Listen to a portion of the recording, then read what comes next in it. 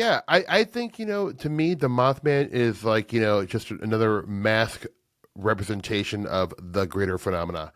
Like, I'm definitely not an alien person. I don't think aliens have ever been to Earth, an alien from another planet. But I feel like UFOs represent something far weirder and more complex. That doesn't mean it's interdimensional either. I think it's probably something more natural that blips in and out every once in a while.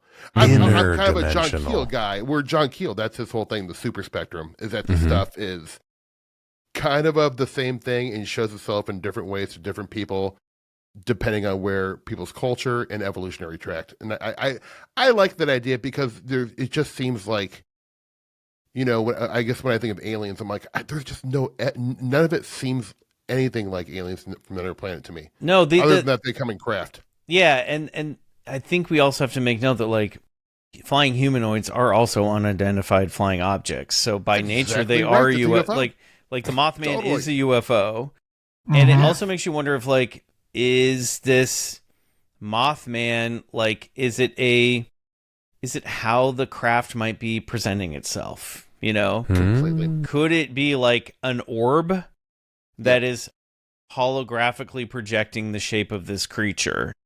Yeah, it all comes back to orbs. Yeah. Which would explain why it just flies, but then why would you even need a wing? But who knows? Like this is why it's weird. This is why it's high strangeness. There's a story. Did you hear the story about the guy who was an English, I think he was a school teacher, Lawrence Gray, who said he woke up in the middle of the night and it was standing in his bedroom. And he said, it was standing next to its bed, and he was like, it was evil. It was like the devil was in my room. And it was staring at it with his red eyes, and then it evaporated. It just vanished. It's great.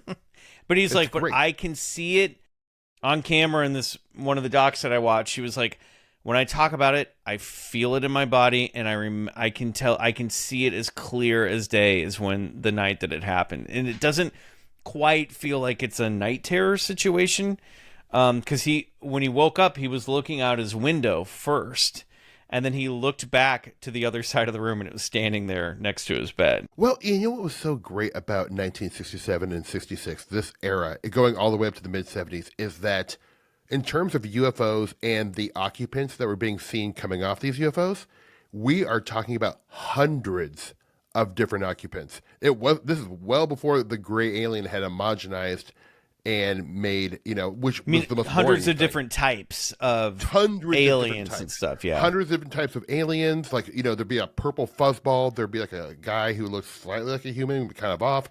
Tons of different crap. Naked dudes with beards. Absolutely. So it's like when people say, "Oh, they're aliens from another planet," I'm like, "Well, so then there's 500 different species visiting us." It's like none of it tracks to me. But I feel like I feel like in that era, they were auditioning the UFO and the alien, and the gray won the part, and so the gray got the part in the 80s and the 90s, and then I mean, you never really hear about grays anymore. They kind of went away. And so now I think we're back in the auditioning phase of the next alien who's going to... I think tall grays are really a big thing now. Like the Vegas aliens were tall. They were like tall grays. Yeah. I just don't hear many like humanoid alien stories anymore. Like, nobody sees the Pascagoula aliens anymore. Nope. No. The big tree trunk guys. Was a one and done, It's all drones now and orbs. That's like what it all is.